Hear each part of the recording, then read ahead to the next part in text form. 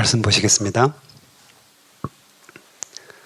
오늘 어제에 이어서 에스더 1장이 계속되고 있는데요. 아하수에로 왕 때 일어났던 일이라고 말합니다. 몇 년 전에 영화 300이라는 영화가 있었잖아요. 그게 이제 배경이 됩니다. 실제로 그리스와 이제 페르시아하고 전쟁이 있었거든요. 그때 이 왕이 페르시아 왕이 아하수에로 왕이었고요. 이때는 이제 그리스와의 전쟁, 두 번의 큰 전쟁을 치릅니다. 그때 패하고 난 후에 일어난 일이라고 이렇게 이야기합니다. 그리고 이제 점점 그리스와의 전쟁에서 패한 후에 이 페르시아가 망하게 되거든요. 나중에. 그래서 멸망의 시초를 제공했던, 그래서 나중에 이제 알렉산더 대왕 아시죠? 그 대왕에 의해서 이 페르시아가 망하게 됩니다. 나중에. 그 사이에 그래서 거의 이제 잔치를 6개월 정도 했다. 그리고 이제 수산성을 위해서도 7일 정도 번갈아 가면서 했겠죠. 그런데 이제 왕은 번갈아 가면서 할 수 있는 건 아니잖아요. 그래서 왕은 계속 6개월 동안 술을 마셨던 겁니다. 늘 이렇게 잔치에 빠져 있었고. 그래서 이제 어제도 생각해 보면 이 왕이 제대로 판단하지 못하고 있는 그 술김에 그 판단을 했다는 것들을 어느 정도 유추를 할 수가 있습니다. 그리고 오늘 이제 말씀도 보면 이 왕이 주변의 귀족들에게 물어보잖아요. 특권층들에게 물어봅니다. 이것을 어떻게 처리해야 될까? 이건 뭐 그럴 수 있는 겁니다. 물어볼 수 있는 거죠. 그런데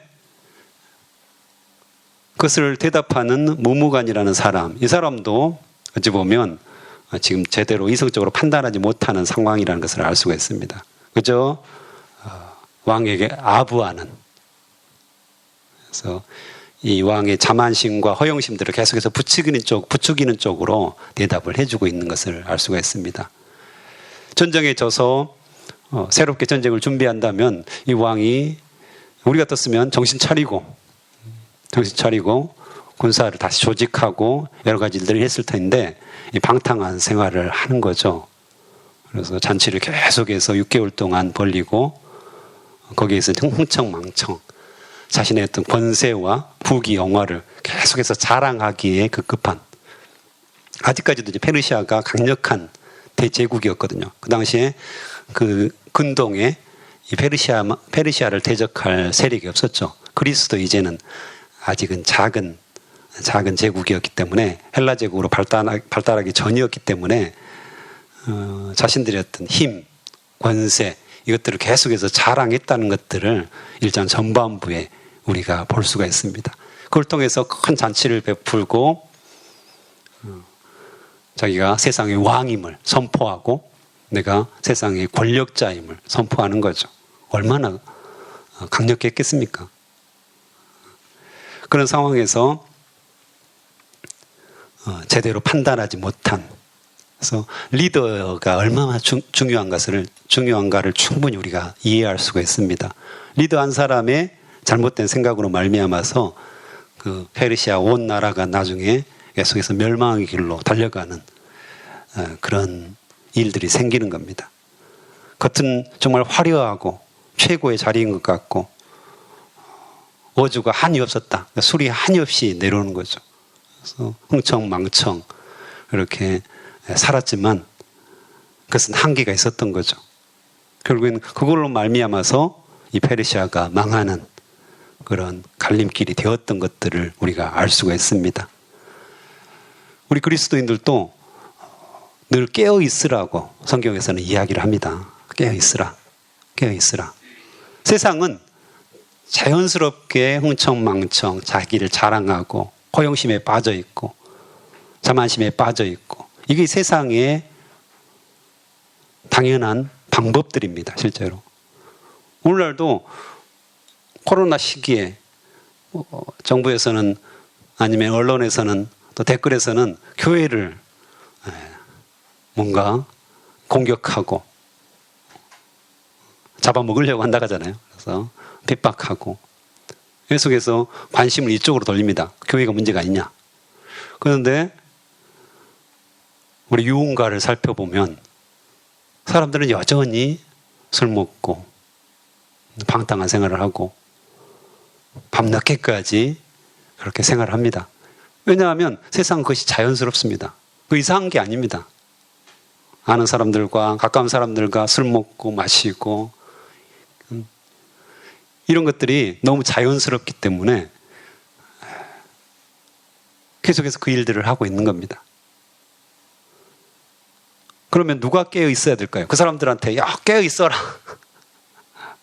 이렇게 하면 안 된다. 이거 이렇게 하면 이 나라가 망한다. 이렇게 하면 그 사람들이 들을까요? 절대 듣지 않습니다. 아무 관계 없습니다. 누가 깨어 있어야 될까요? 그리스도인들이 깨어 있어야 되는 것입니다. 이 나라 이민족을 붙들기 위해서 우리가 기도하고 우리가 하나님께 무릎 꿇고 이 땅의 죄악을 주여 용서하여 주시옵소서. 바로 예수 그리스도의 제자들, 하나님이 보여주신 자들이 결국 무릎을 꿇습니다. 누가 무릎을 꿇겠습니까? 북한을 위해서 누가 기도를 하겠습니까? 누가 김정은이가 변화되도록 기도할 수 있겠습니까? 누가 이 땅에 하나님의 통치가 임하도록, 그래서 통일이 임하고 예수 그리스도의 그 통치가 이 땅에 임하도록, 남북한에 임하도록 그렇게 기도할 수 있겠습니까? 그 사람들이 하겠습니까? 그럴 리가 없잖아요. 당연히 예수 그리스도의 제자들이 그걸 담당해야 되는 것입니다. 어찌 보면 이 땅을 통치하는 자가 누구냐? 이것을 분명하게 지금 이야기하고 있습니다. 이 페르시아 왕 아하수에로 왕은 자기가 이 대제국을 통치하고 세상을 통치한다고 생각했겠죠. 그런 자만심을 가지고 있었겠죠. 하지만 영적으로 본다면 아니라는 겁니다. 오히려 하나님께서는 나중에 보면 모르드게, 에스더의 금식, 죽으면 죽으리라 결단하고 주님 앞에 나아가면서 기도했던 그 에스더를 통해서 오히려 세상을 움직이고 있다. 내가 배후에서 에스더를 통하여서 이 땅을 통치하고 있다. 움직이고 있다. 이것을 분명하게 밝혀줍니다. 그런데 우리 그리스도인들이 그걸 보지 못하는 거죠. 보지 못하는 거죠. 그래서 우리에게 책임이 있습니다. 이 땅을 다스릴 책임이 있고요. 우리는 분명하게 하나님이 왕 같은 제사장으로 세우셨기 때문에 자연스럽게 이 땅을 위해서 기도하고 금식하고 눈물을 흘려야 되고, 그래서 단순히 좌우로 갈라져 가지고 막 비난하고 댓글 달고, 댓글 엄청나게 달지 않습니까? 사람들이 왜 달까요? 모르니까 답니다. 영적인 상태를 잘 모르고 그럴 수 있습니다. 근데 그리스도인들까지 합세해 가지고 그 일들을 하면 안 된다는 거죠. 오히려 긍휼히 여기고 불쌍히 여기고 무릎을 꿇고 오히려 하나님께서 원하시는 대통령을 주님께서 세워주시옵소서. 하나님을 경외하는, 하나님을 두려워하는, 정말 백성들을 두려워하는 그런 대통령을 주님께서 세워주시옵소서. 그런 지도자가 필요합니다. 자신의 이익과 자신 그룹의, 그렇잖아요. 대부분 자기 정당의 유익을 위해서 그 대통령이 존재하거든요. 때로는. 어쨌든 당의 총수잖아요. 근데 자기 측근들에게 뭔가를 하나씩 주기에 바쁘거든요. 나중에. 그런데 그러지 않고 정말 하나님을 두려워하고 백성들을 두려워하는 그런 대통령이 뽑히게 해주시옵소서. 이걸 누가 기도하겠습니까? 본 사람, 아는 사람, 영적인 세계를 깨달은 사람, 진짜로 이 땅의 통치자가 누구인지를 아는 사람들이 그 일들을 할 수 있다는 것입니다. 오늘 지혜로운 사람이라고 하는데 무무간이라는 사람이 나오잖아요. 이 사람이 어떻게 합니까? 정말 이 왕후 와스티를 폐위하기 위해서 과장해서 정말 이야기를 합니다. 그렇죠? 집안일을 가져다가 전체 페르시아 전체 일로 바꿔버립니다. 실제로. 그래서 왕의 자만심과 허영심을 부추기고, 뭐 최근에 나왔던 그 용어인데 권력에 붙어 사는 파리떼처럼 이 왕의 기분을 좋게 하는 거죠. 왕의 마음에 들도록 지금 잘 이렇게 살핀 겁니다. 잘 살펴보고 왕이 어떤 것을 좋아하겠다. 그걸 그대로 이렇게 고하고 있는 것입니다. 왕이 이성적인 판단을 하도록 명확하게 이치를 말해야 되는데 잘못된 해결책들을 계속 제시하고 왕의 눈을 가림으로 말미암아서 먼저 왕이 지금 술 먹고 마시고 기분 좋은 상태를 계속 유지하도록 이렇게 이야기를 합니다. 이런 사람들이 엄청 많다는 겁니다. 실제로. 대선을 통해서 우리가 볼 수 있는 게 이 모습이잖아요. 실제로. 그 권력자 한 사람 중심으로 계속해서 사람들이 몰려드는 거죠.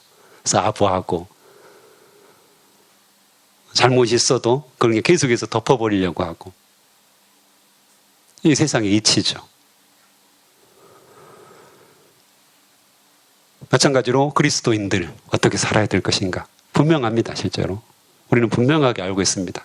근데 많은 저를 포함해서입니다. 저를 포함해서 많은 그리스도인들이 이 세상의 물결에 휩쓸려 가는 거죠. 뭐 한 이슈 나오면 우르르 몰려가고 그에 대해서 손가락질하고 이런 모습들이 오늘날 현대에도 계속해서 일어나고 있다는 사실입니다.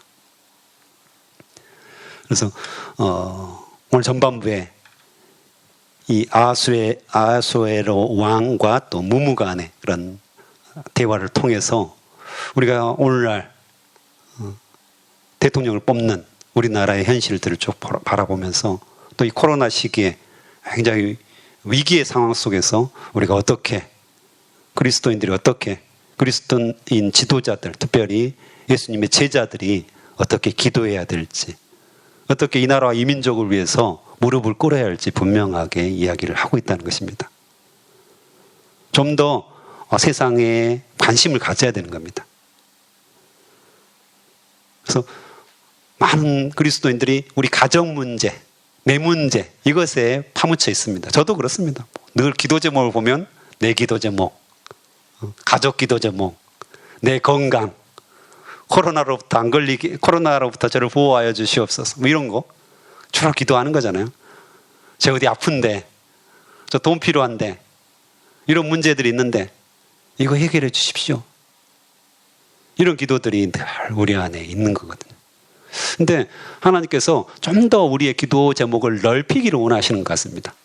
나라와 민족을 위해서 오히려 통일을 위해서 북한의 수많은 잃어버린 백성들을 위해서 같은 민족이니까 한 번쯤 우리가 기도하면서 하나님이 어떤 뜻을 가지고 계십니까? 하나님께서 이 땅을 어떻게 통일시키시고 어떻게 사용하시기를 원하십니까?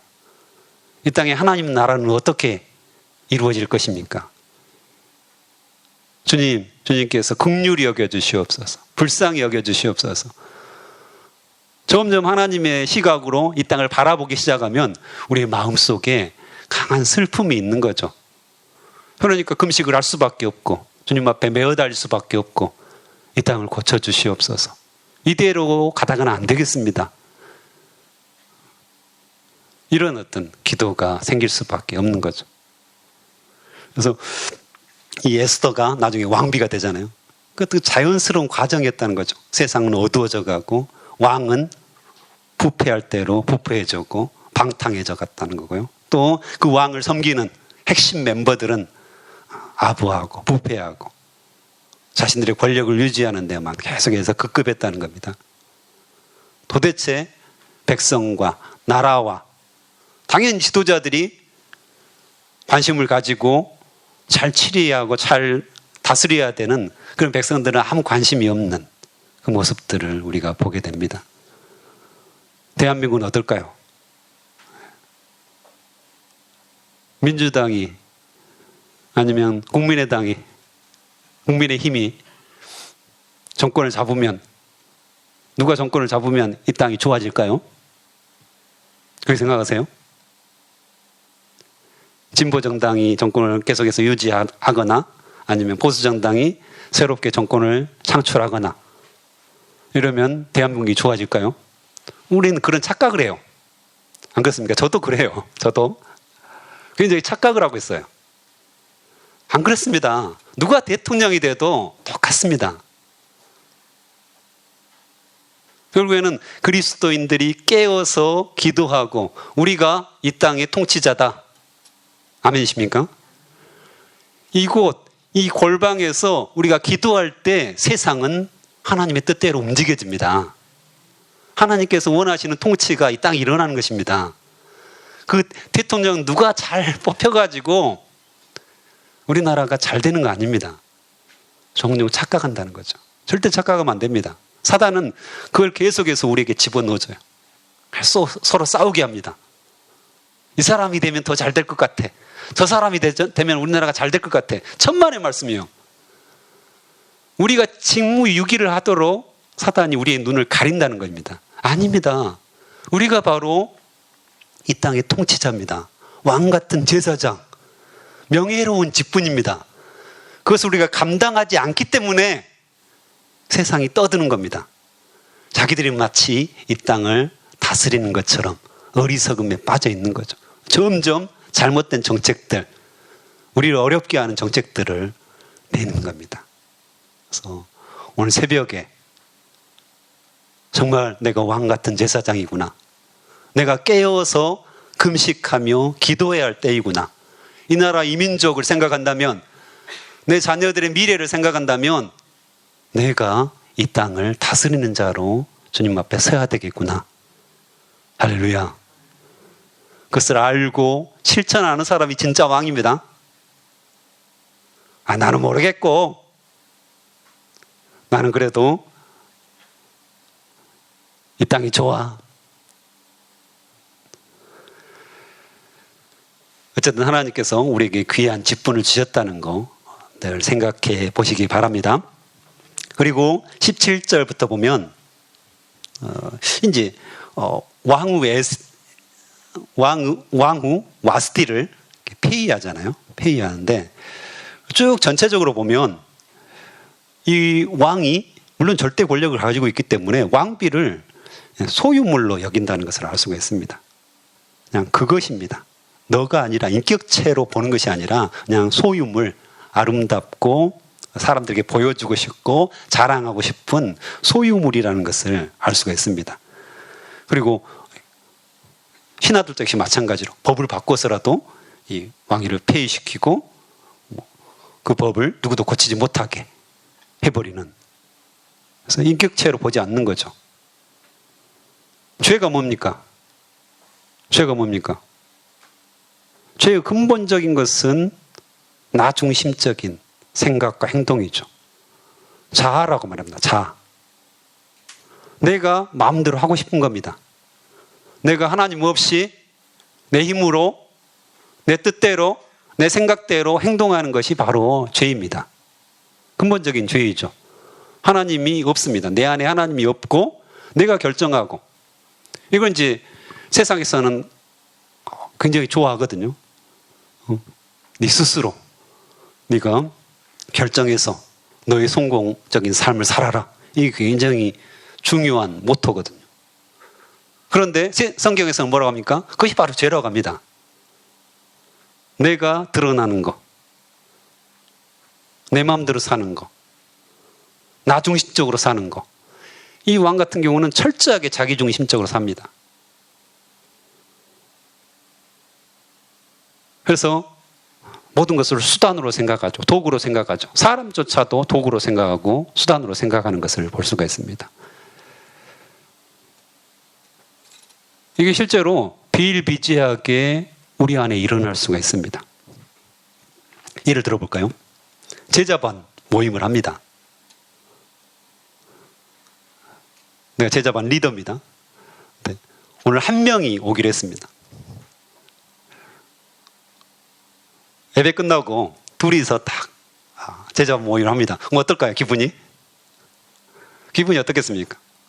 이번 주 그렇게 모였어요. 그럼 굉장히 이제 시선이 저 2명 모였으니까 굉장히 좀 그렇잖아요. 그러면 다음 주에 제가 취할 행동들은 뭘까요? 네, 사람을 불러 모으기 시작합니다. 제발 와달라. 그런데요, 거기에 이제 맹점이 생깁니다. 사람을 모으기 위해서 그 제자 반원을 부르는 거죠. 연락하고. 안 그렇다고 하지만 그럴 가능성들이 상당히 있습니다. 2명, 3명, 5명 모여야지 우리 제자반 그룹이 좀 더 그래도 그럴듯하고, 이렇기 때문에 사람을 모으는 경우들이 종종 있습니다.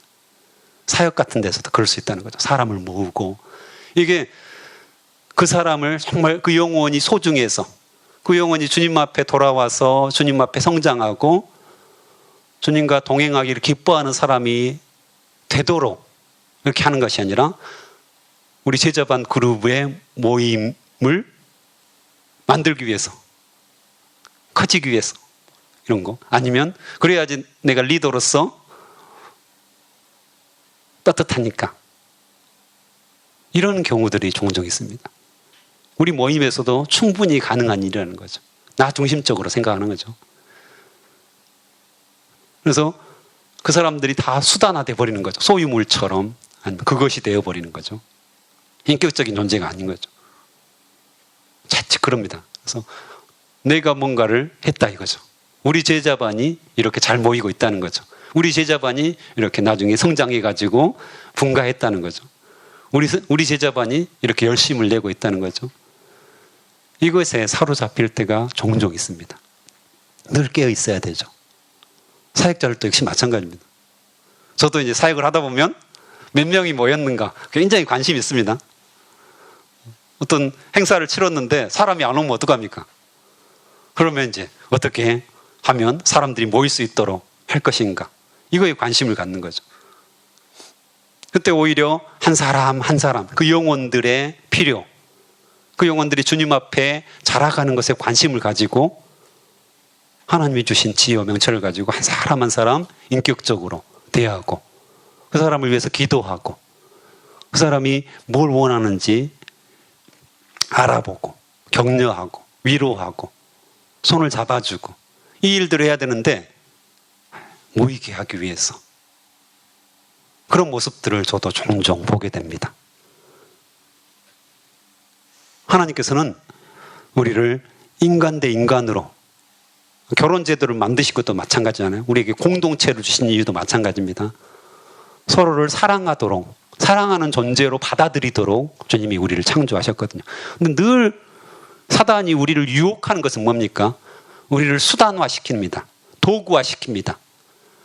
너 인격적인 존재가 아니라 그것, 비인격적인 존재, 도구와 수단으로 사람을 전락시켜버립니다. 서로 관계를 그렇게 만들어버리는 거죠. 그래서 혹시 내 안에, 자녀들도 그렇게 되는 경우가 있어요.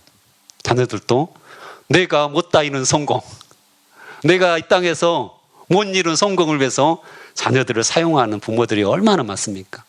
자녀들을 도구로 사용하는 거죠. 그래서 너 좋은 대학 가라. 내가 좋은 대학 안 갔더니 쉽지 않더라, 세상에.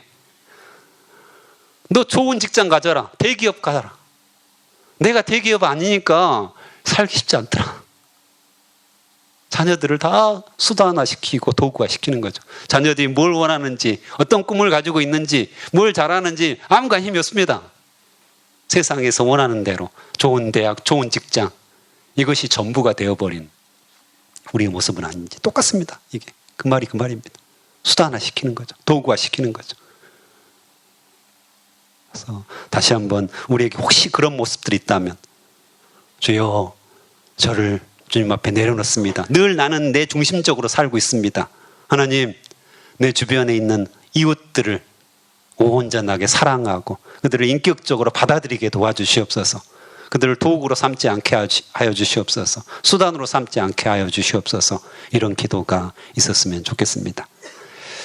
그래서 오늘은 왕, 지도자의 중요성이 있잖아요. 그런데 우리를 왕 같은 제사장으로 세우셨어요. 나를 지도자로 삼으셨다는 거죠. 나의 판단, 나의 생각, 나의 기도, 나의 무릎이 이 땅을 움직입니다. 굉장히 중요하고요. 또 이 땅을 다스릴 때 사랑으로 다스리라고 합니다. 인격적으로 다스리라고 합니다. 사람을 수단과 도구로 사용하지 않고 정말 인격으로 받아들이고, 잃어버린 영혼, 그다음에 사랑해야 할 대상, 섬겨야 할 대상으로 우리가 그렇게 사랑하도록 말씀하십니다. 우리 가까운 사람들을 혹시 내가 수단으로, 도구로 생각하지는 않았는지, 나를 위해서 존재하는 그런 소유물로 생각하지 않았는지 다시 한번 살펴보고 주님 앞에 회개하고 주님의 눈으로 그들을 바라보게 하옵소서라고 기도하는 시간들이 되었으면 좋겠습니다.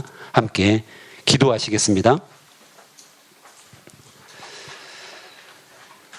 하나님 아버지, 감사합니다. 우리를 왕 같은 제사장으로 삼아주셔서 감사합니다. 이 땅을 다스리는 자들 누구입니까? 대통령입니까? 국회의원입니까? 아마도 수많은 권력을 가지고 있다고 자신들을 자랑하고 뽐내는 자들이 있지만 하나님께서는 우리를 보고 계심을 우리가 알게 도와주시옵소서. 우리가 어떻게 기도하는지, 우리가 어떻게 무릎을 꿇는지, 우리가 어떻게 금식하고 하나님 앞에 나와 기도하는지를 주님이 보고 계심을 우리가 알게 도와주시옵소서. 그대로 하나님께서 이 땅을 통치하심을 우리가 믿게 도와주시옵소서. 세상에 부패한 권력, 아버지 허영심이 많은 권력, 자만심이 많은 권력의 것들을 다 내어주지 않도록 우리가 깨어 주님 앞에 서게 도와주시옵소서. 또한 우리가 아버지여 그 일들을 담당할 때, 이 땅을 다스릴 때 자칫 아버지여 우리에게 주신 영혼들을 수단화시키고 도구화시킬 때가 참 많습니다. 나의 유익을 위해서 그들을 아버지여 그렇게 바라만 보는 우리의 모습들을 보게 됩니다.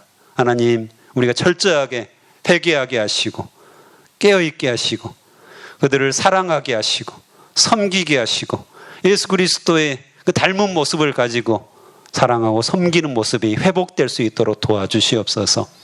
우리 자녀들, 제자반원들 나의 유익을 위해서, 나의 욕심을 위해서 사용하지 않게 도와주시고 철저히 하나님의 자녀로 바라보면서 하나님께서 원하시는 대로 잘 양육할 수 있도록 주여 축복하여 주시옵소서. 오늘도 귀한 헌금을 통하여서 주님 앞에 자신을 드리는 자들이 있습니다. 주님 받아주시옵소서. 주님께서 기뻐 받아주시옵소서. 그들의 기도를 주님께서 응답하여 주시옵소서. 감사합니다. 예수님의 이름으로 기도합니다. 아멘.